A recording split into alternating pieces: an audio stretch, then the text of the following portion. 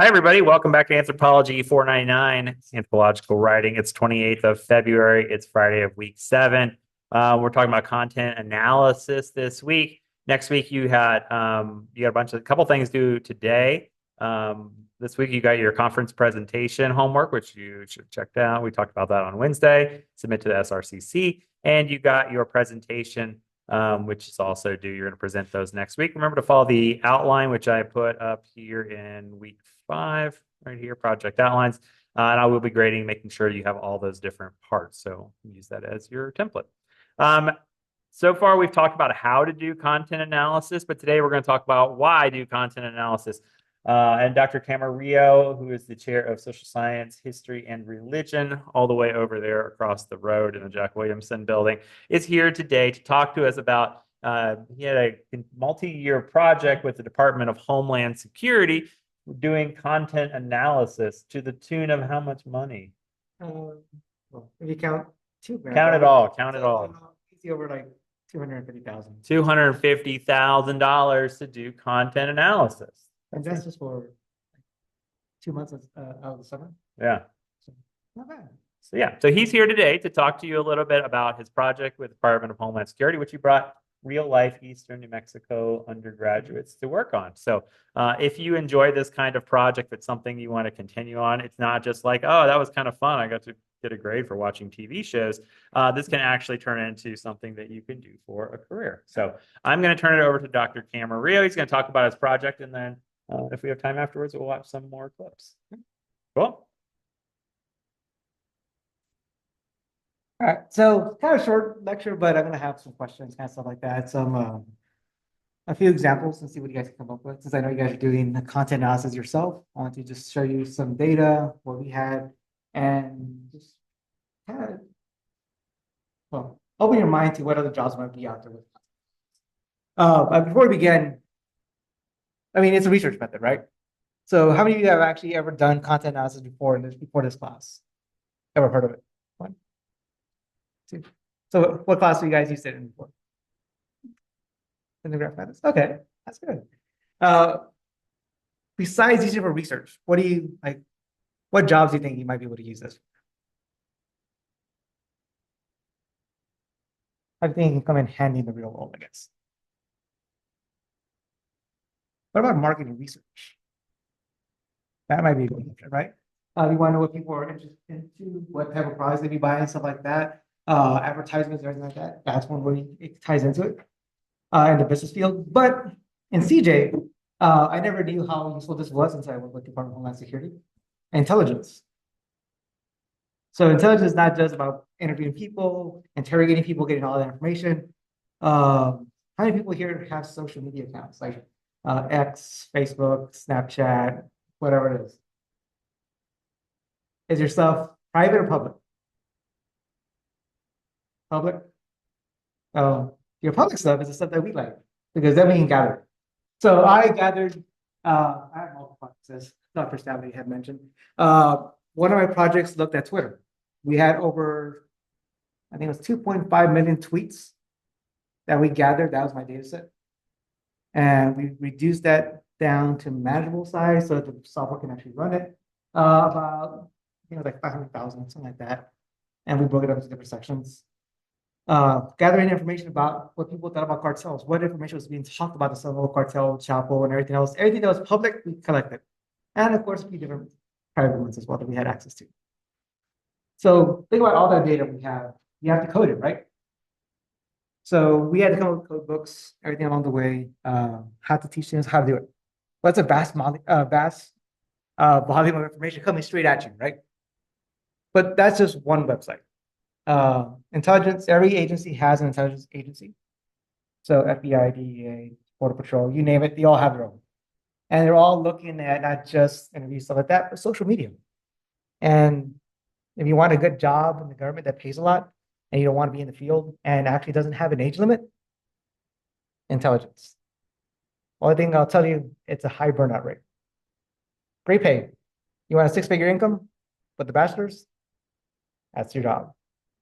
All right. It's good. I'll show you what it kind of does, but it's something that most people do for maybe 10 years and then they switch to something else. but it's not a bad job to kind of do. So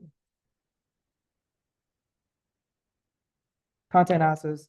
Just give you a little breakdown of what it is. It's a technique for interpreting coding documents such as newspapers, transcripts, speeches, TV shows like you guys are doing, movies, etc. Right? Not sure you can see that correctly. How do I show the other one? Okay. So it does have 4 processes, right? One, you have to identify the information that's being studied. So the unit of analysis. So for you guys, you're watching TV shows, right? So are you guys doing like frame by frame? Are you doing the overall show as the unit analysis?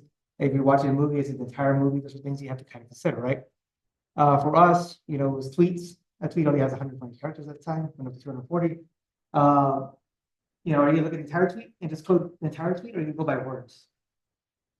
That's an important thing to kind of know, right?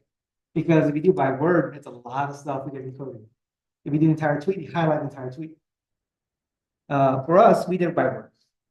I wanted to make my students work and understand the process of what it was. So we coded word by word for over, as I mentioned, like 500,000 tweets. And we had this code.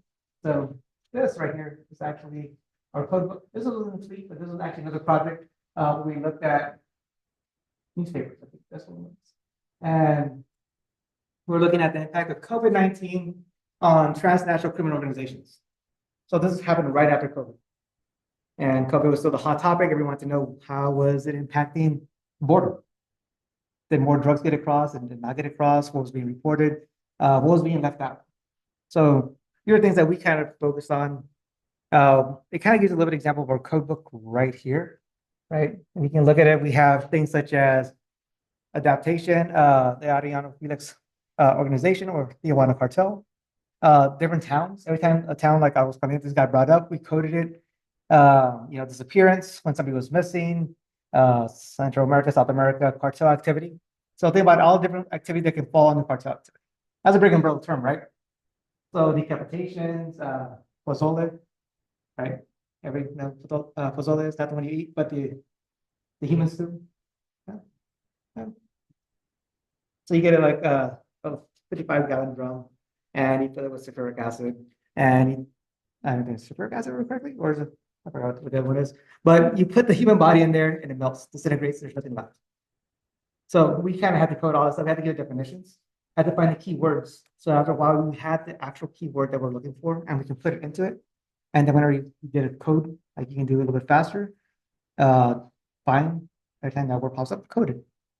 Or you do it the hard way. Line by line, word by word, take your time, make sure everything's accurate. Right. So that was the first step. Identify the information of unit to be studied. Define the categories into units that will be sorted, which is your actual codes, and then your codes eventually become themes later on. Code the units, as I mentioned, and then look for relations between the data. So that's why we have cartel activity. So you're looking at things like kidnappings, sex trafficking, we have their shootings, etc. All that was being coded under cartel activity if it was tied to cartel. If it was tied to a gang, then it was called gang activity.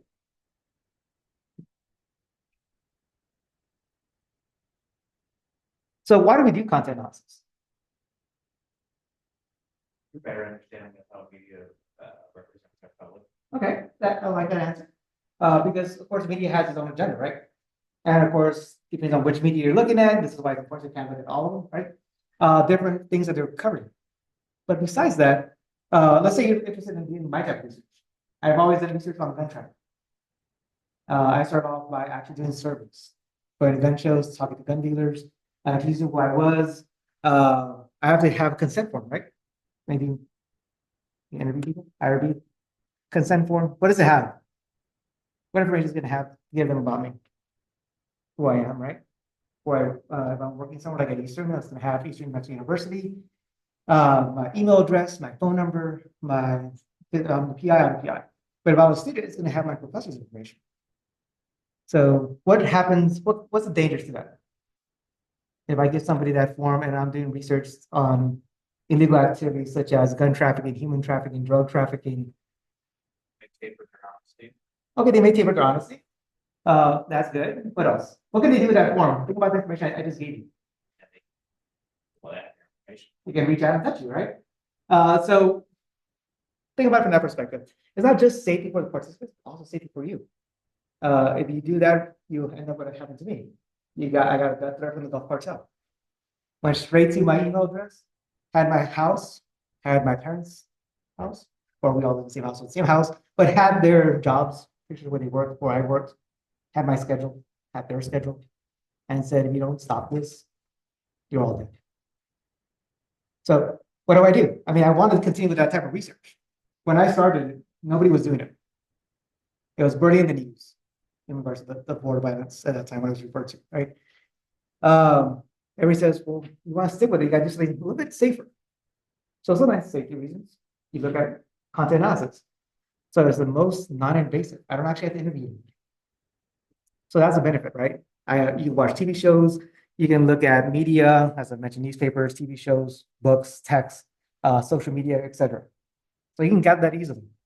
And depending on what it is, you might not even have to, it's public and it's easy accessible. You don't have to even worry about buying it. You can scrape it from the internet. So you save money. Other things is IRB. There's no human subjects. I mean, technically it's public information. So IRB, you kind of bypass it. You just have to let them know what they're doing. And that's it. The strength examines social artifacts of social communication. So how are people talking about certain issues? As you had mentioned, what's the media saying? What's people's public perception of issues? And how is that different from what's really going on? Right? So those are the important things right now. So think about the current issues we have going on right now in our country. Right? All the big hot topics that a lot of people don't want to talk about ties into a lot of my research, right? Which is one of them, like right now is immigration. Immigration is a big issue and people are talking about it. There's different perceptions, what people think is going on, what the policies are, and how people are interacting. Easiest way to kind of study it is look at what the media tells you and look at what the policies are. Break that down, do content analysis of that, and see the relationship between what is being presented to us and what it actually means and what can actually be done. Right? So I just wanted to give you some examples. This is an excerpt from, actually, this is my dissertation. So this is back from like 2009, 2011 when I did this. I just want to read it without me giving you any information, see what codes you can come up with. How would you code this thing? So it says, infamously, from 2009 to 2011, the U.S. Bureau of Alcohol, Tobacco, Firearms, and Explosive, or ATF, allowed the sale of illegal guns to take place in the hopes of tracking them across the border and pretty much connecting them to Mexican drug cartels. While hundreds of weapons were successfully tracked, the so-called Fast and Furious operation backfired when one of these guns was connected to a number of homicides, including one that killed U.S. Border Patrol agent Brian Terry. Right. So I don't have any more information that's not in there, but just name. How would you code this? Let's say this is your project and you're working on this project, but you don't have any code just yet. What are some things that you think are important to highlight in this text? Contraband. Contraband, okay. So would you just leave it at contraband, or would you do contraband / a little bit more in depth? So it talks about firearms, right? Yeah. So you can say gun trafficking or firearms trafficking, right? Okay. Cartels. It doesn't tell specific cartels just yet, right? But you can say cartels, that's a good one just to have overall. And let's say if it talked about, let's say, Sinaloa cartel, then you would have cartel and then Sinaloa cartel, right? Because both will be important. What else? So you got cartel, we got firearms trafficking, contraband. Okay, Fast and Furious operation. You can call it Fast and Furious. I usually refer to it as government action, right? So a broader umbrella term, and then I can just tie in the different operations that were tied into it, like Operation Lone Star and all this stuff, right? Stone Garden and everything else that comes along the way. What else? Border, okay. So border / border patrol, right? Would you call it just border patrol, or would you say, like, because they are an agent, right? So would you call them like government agent, U.S. agent, to be a little more specific, and then they're border patrol, right? So there's different ways that you can have just one code, but then elaborate just a little more to more detail. ATF is up there, right? So you probably put ATF, government agency. I mean, those are the main ones that I would put here, right? And I'll give you a few more slides that are not in here, but off my actual work to show you in a bit. So 7 stages. So what I show you right now is just one little snapshot. Main things you have to decide is what is your research question or questions that you're going to be asking? How do you establish analytic construct categories? So what are your codes? How are you going to come up with this? So what's the best way to come up with the codes that we're talking about right now? I mean, we kind of saw most of them, right? Like agents, stuff like this. Those are the simple ones. But what about things that are a little bit harder, a little bit more, things such as, let's say, social cohesion?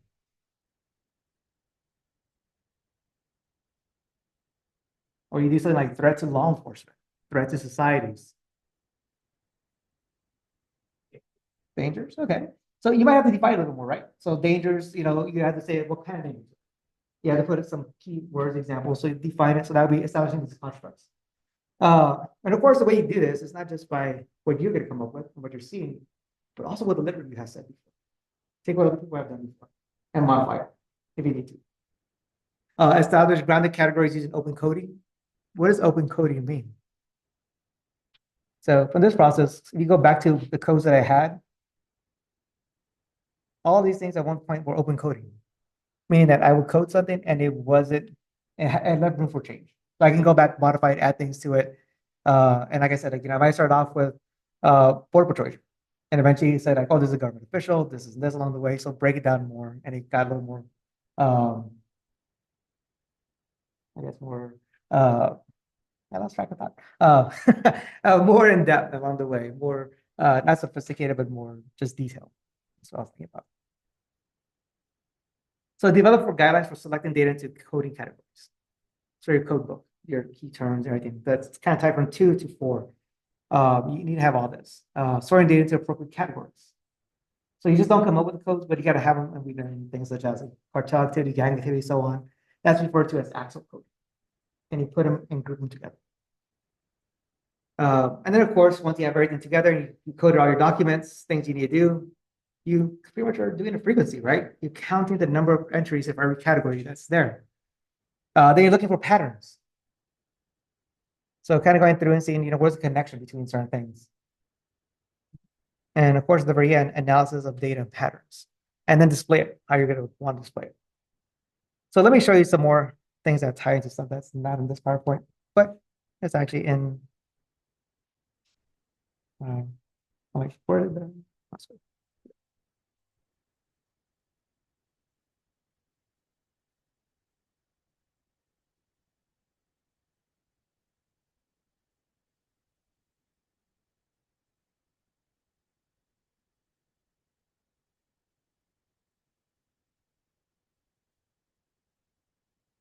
So this Zoom project that we kind of did.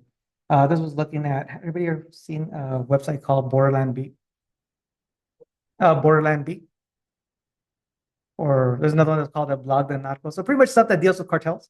The website that just tells you like all the news, all the information, everything that's happening in Mexico on a daily basis from all different sources. And sometimes you actually have actual cartel members, actual police officers giving their actual little stories, what's going on. So if you want information, want to do something that's interesting, that's a website I always recommend. Just to show you what a presentation would look like from here. So of course, introduction. Digital. Oh, I actually have their voice. So in case you want to hear my students, I don't think you want to hear them. So some other things you got to consider that I didn't talk about is your framework, your theories. Theory is going to be important when you think about content analysis. For you guys, the thing that probably what you're going to use or might use that I use was framing. That was my background. How is everything put together? How things being talked about in the media? How things being represented?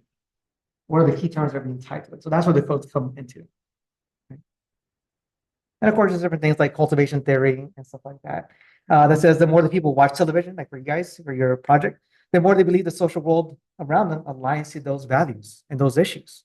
But the same thing can be said about social media, can be said about the news and everything else, right? This is why people say, what news do you watch? Do you watch Fox News? Do you watch CNN, MSNBC, and so on, right? Because everything has their own framework. Okay. So let's get that. So as you can tell, like as the project had 1,185 posts, had more than that, but a lot of times things get duplicated. So things that I would recommend for you guys as you go along is to look at your data and make sure that, sometimes you watch certain TV shows You know, I don't know if you've seen this, but sometimes they replicate a same show over, they'll show it again. If that happens, it's the exact same thing. You know, are you gonna code both episodes if the same thing happened?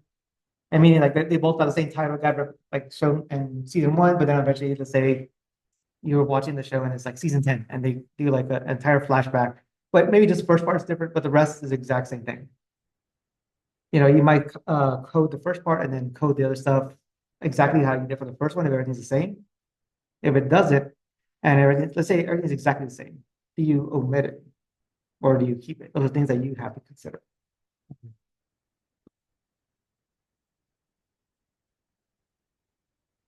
So this is things that we said. I told you got to find things, you got to connect it to the bigger picture.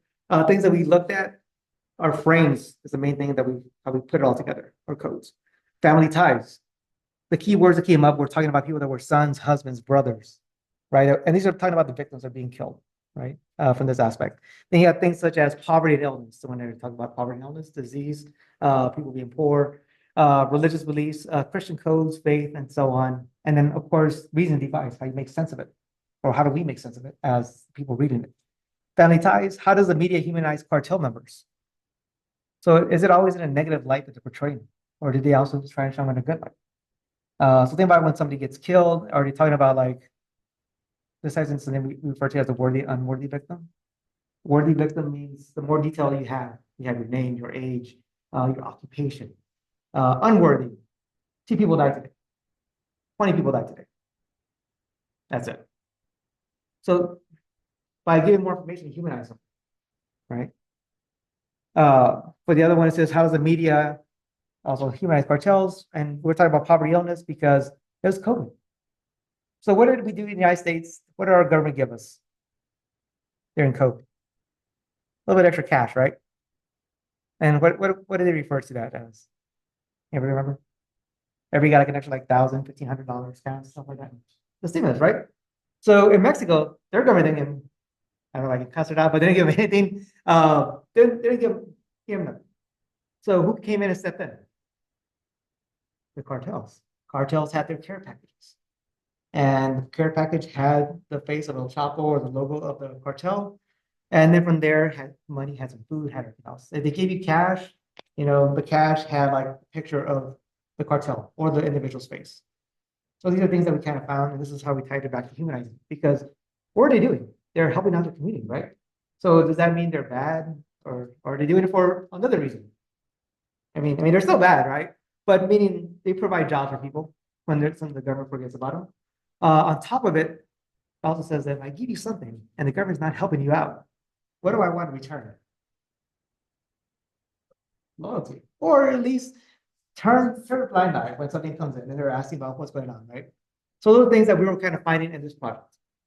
Religious beliefs, how does the cartel humanize, or how does the media humanize cartels from this one? From this one, we're looking at religious codes shared by cartel members. You don't kill, and these are the old cartels, not the new ones, right?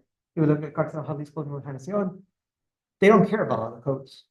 So they go after women, kids, and everybody else. The old cartels didn't go after women and kids. It was just people involved in the drug trade.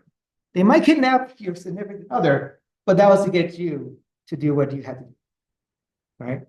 And of course, I said over here, same thing, cultural resonance is something else we kind of looked at. And this is how it ties back to us, how we can make sense of it as well.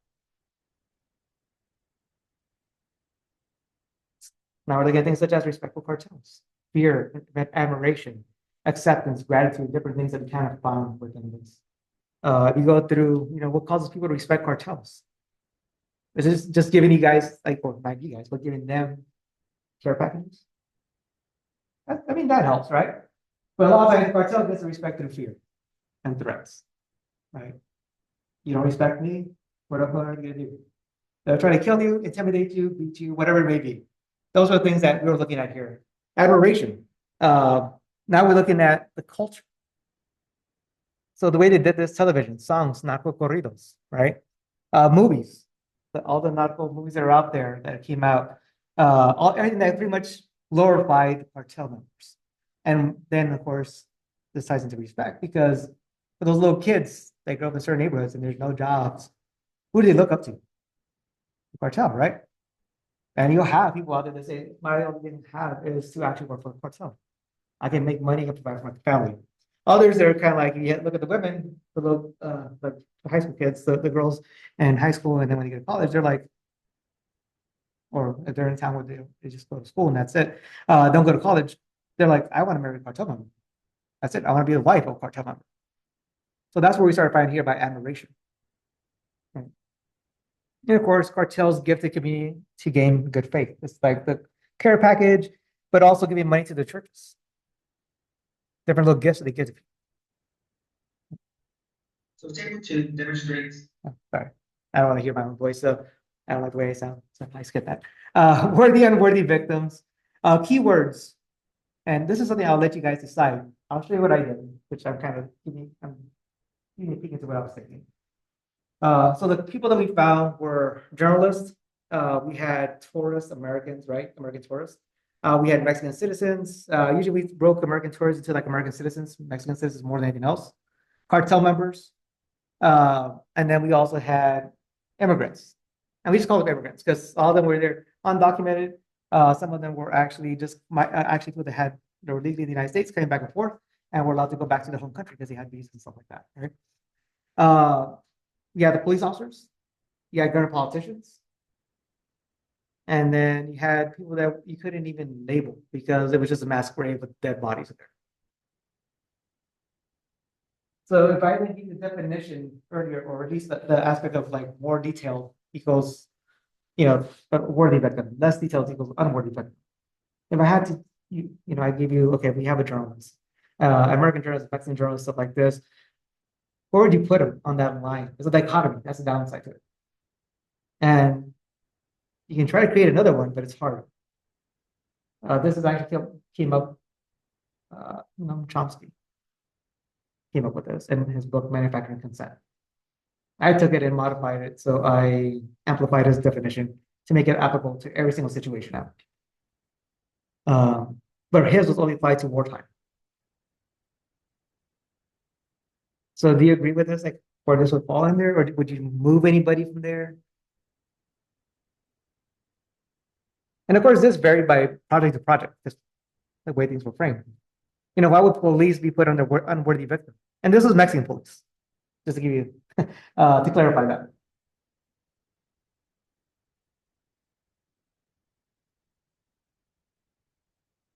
So think about corruption, right? Elements of corruption, them either working with the cartels, smuggling drugs and stuff like that, but then got caught, got killed. The mass graves, we didn't know anything about the people, couldn't identify them. It just said a mass grave with 200 bodies. That was it, right? You start talking about the sicarios, the hitmen. And it would just say a sicario found dead. That's it. I mean, it gives you the occupation, but nothing more than that. So we just said that was unworthy. I didn't have detail to actually say who was this individual? Who were they connected to? Like, what was their name? Where did they come from? Where did they live? What was their relationship to other people? That wasn't there.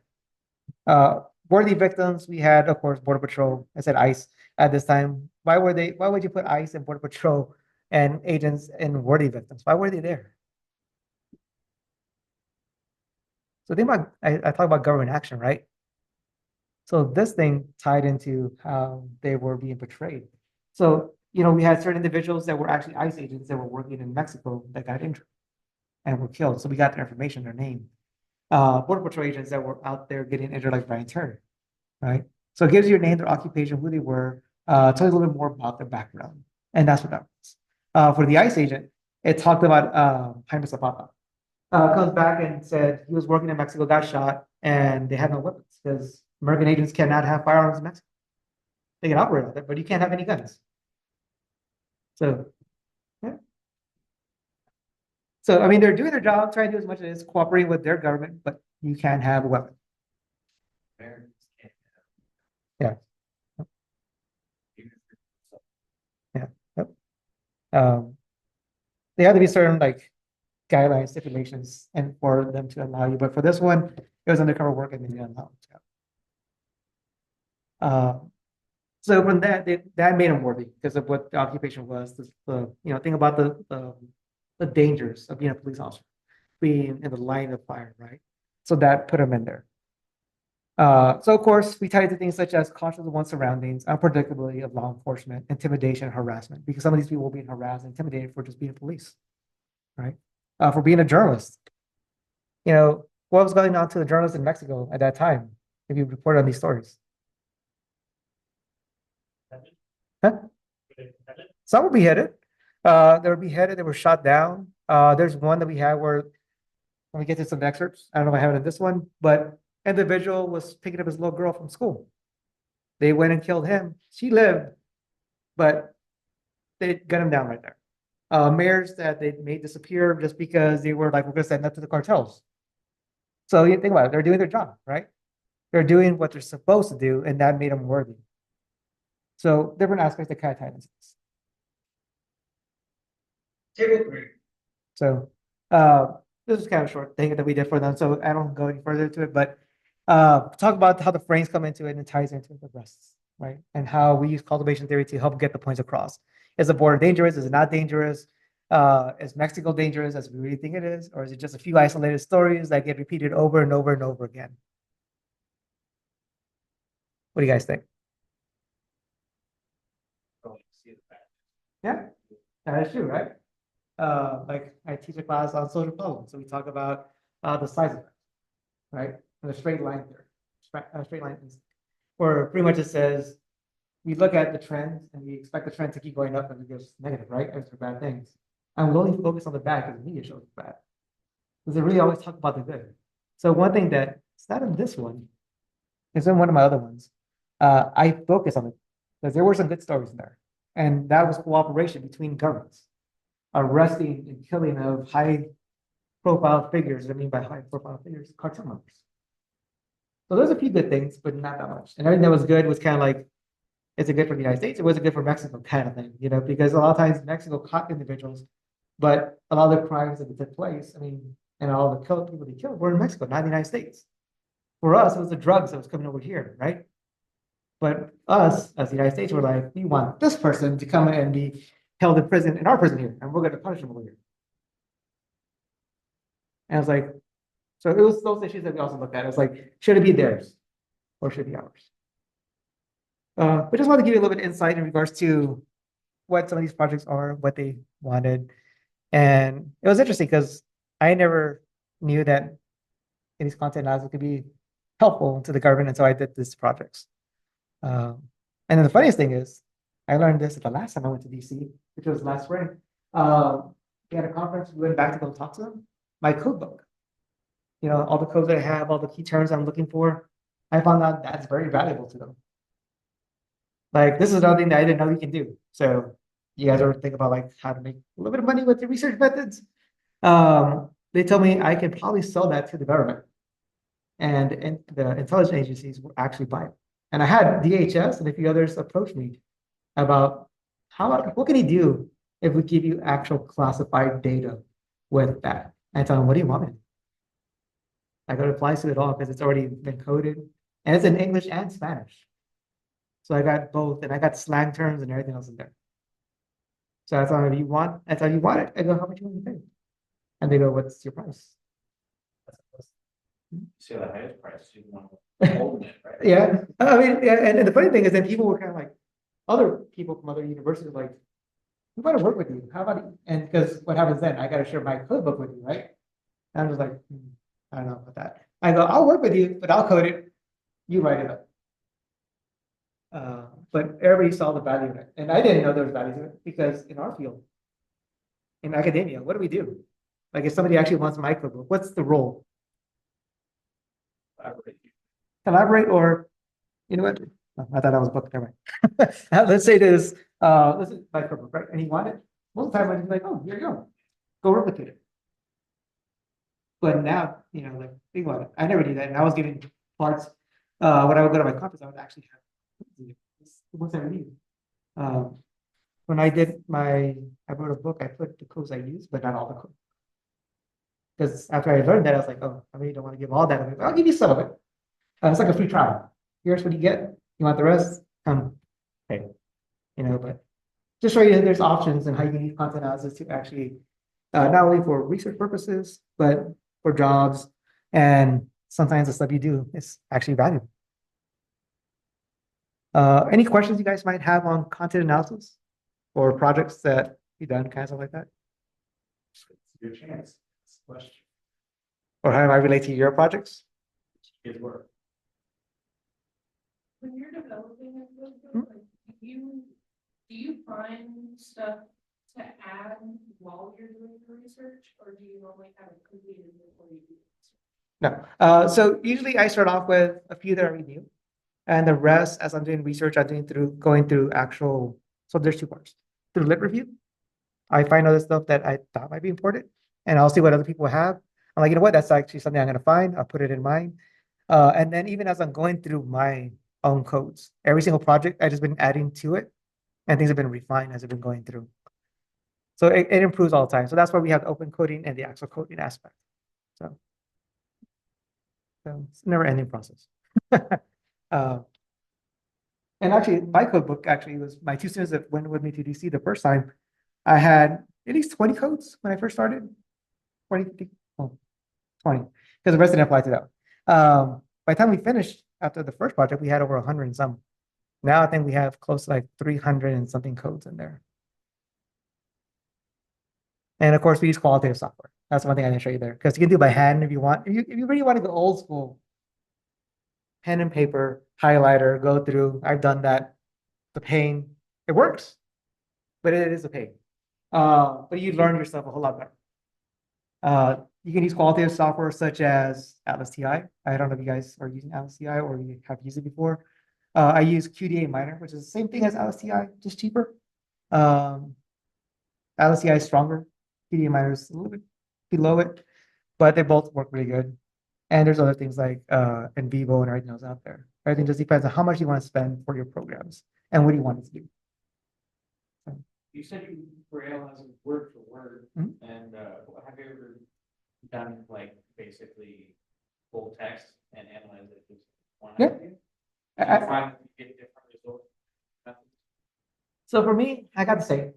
Nothing really changed. It was just that when it was a bigger, like let's say full text, and I'm gonna do an excerpt, it will give me the entire text. So if I needed just, like a couple words, it was better to do word by word. So what I started doing after a while was no longer word by word, but it was ended up being the sentence. Because I can at least full sentence give you at least some context. But then if I had to, and I didn't give enough context, then I had to go towards modify it and just go back to the entire article. But then it becomes an issue when your article is like 5 pages long. If it's like a paragraph, maybe half a page, you're good. Right? I'll throw something else at you, something I didn't mention here. But in case you ever had to publish anything, and you're doing content analysis out there, you give you a little bit of advice. Depending on what you do and what the content is. For example, like newspapers. We have them in the databases, right? You get them online, you see excerpts and stuff like that. It's free. Some of them are actually free to everybody, but the downside to that is what? Let's say you want to use it for an article or a book. You actually have to pay if you use word for word. I use the New York Times and a newspaper called the Universal when I did my dissertation. 602 articles from each. In total, for like when I put my book together, I had less than 50 quotes, 20 quotes, whatever it was. And they told me they wanted 1,800 per quote, something like that. They quoted me at the end about 11,000. I'm like, you do know I'm a college professor, right?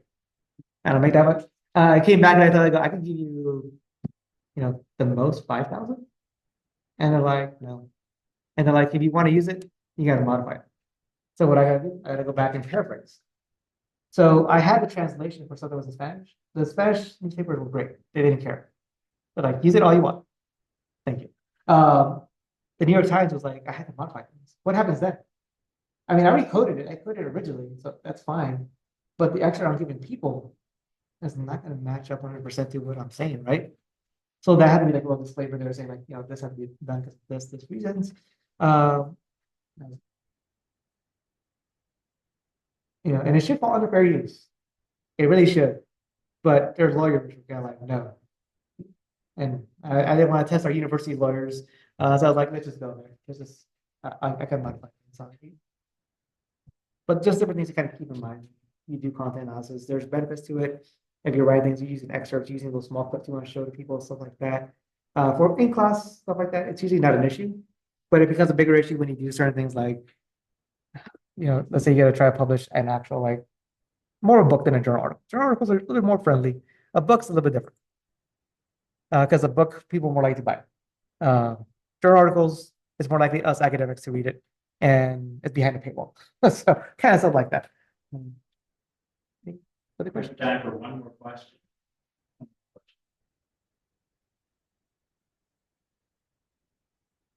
Anybody want to become an intelligence analyst? Do stuff like this and just get bombarded with like, have like 4 or 5 screens and just look at all the data coming in at you. If students want to find out more or take another class with you sometime to learn more about this specifically, what class should they sign up for? That's a good question. Usually content analysis for me, like I only use it. I teach it in my border crimes class. So I got a class that looks at Mexico's drug-related violence along the U.S.-Mexico border. That's the one class where I actually make students do projects that have this. Other than that, it's our major orientation. I teach students to do it at the 200 level and teach them how to at least have the basic concepts. That's a major orientation for sociology and CJ. The other one. Border crimes, yeah. CJ 404. Yeah, and even spring. So next spring 26, and then 28. Outside there's usually my students, like if I ever get another grant, those that I already know how to do content analysis. Like right now, what's minimum wage in New Mexico? 11 something, right? 950, if I remember correctly. My students were getting paid 11.50 back in 2019 when the minimum wage was still like 7 something.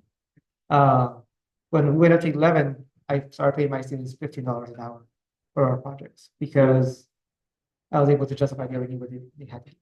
How did you recruit them and what your students did? I recruited them by they didn't have to be in my class. My thing was like, are you interested in the topic? Are you willing to learn? Are you willing to work hard because this is not an easy project? And of course, the regular interview process, stuff like that.